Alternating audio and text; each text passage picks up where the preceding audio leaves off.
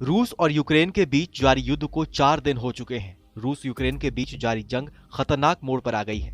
जंग खत्म करने के लिए बातचीत की गई थी, जो कि फेल हो गई।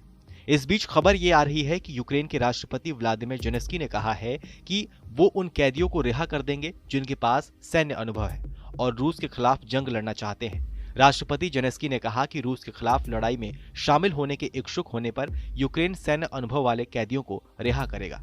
जेलेंस्की का यह बयान ऐसे समय पर आया है जब बेलारूस में रूस और यूक्रेन के प्रतिनिधिमंडल के बीच बेलारूस में रूस यूक्रेन के बीच बातचीत चल रही है। माना जा रहा है कि इस वार्ता के जरिए युद्ध की समाप्ति का ऐलान हो सकता है।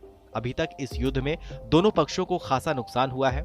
रूस और यूक्रेन के बीच होने वाली बैठक से पहले यूक्रेन के राष्ट्रपति व्लादिमीर जेलेंस्की ने कहा है कि बैठक में सीज फायर का जिक्र किया जाएगा।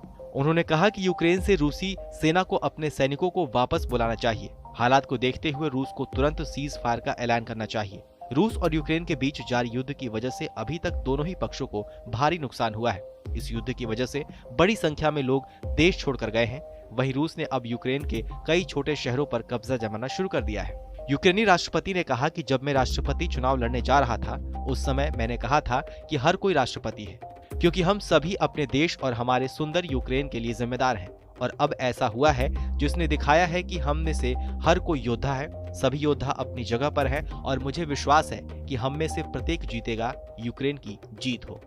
यूक्रेनी राष्ट्रपति जेलेंस्की ने रूसी सैनिकों से हथियार डालने की अपील करते हुए कहा कि अपनी जिंदगी बचाओ और यहाँ से चले जाओ।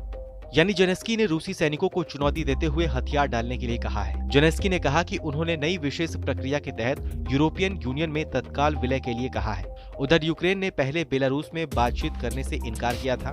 उसने वार्ता के लिए अन्य जगहों के नाम सुझाए थे, लेकिन दोनों ही मुल्क वार्ता के लिए तैयार हो गए हैं। इस वार्ता में बहुत उम्मीद जताई जा रही है, क्योंकि ये युद्ध की दिशा तय कर सकता है। इस बीच खबर आई है कि वार्ता के मुताबिक ही बेलारूस एक बड़ा फैसला लेने वाला है। कहा जा रहा है कि वार्ता अगर विफल रहती है तो बेलारूस यूक्रेन में जंग के लिए अपनी सेना को भेज सकता है। रूस और बेलारूस के करीबी संबंध है, ऐसे में इस बात का अंदाजा पहले से ही लगाया जा रहा था। आपको बता दें कि यूक्रेन के राष्ट्रपति व्लादिमीर जेलेंस्की ने यूरोपीय संघ से अपने देश को तत्काल सदस्यता देने का आग्रह किया है। यूक्रेन का दावा है कि इस युद्ध में 4500 रूसी सैनिकों की मौत हो गई है, जबकि यूक्रेन ने अपने 352 आम नागरिकों और सैनिकों की जान गंवा दी है। इसमें 14 बच्चों की मौत भी शामिल है। बहरहाल हमारी इस खबर को लेकर आपकी क्या राय है, हमें कमेंट सेक्शन में लिखकर जरूर बताइए।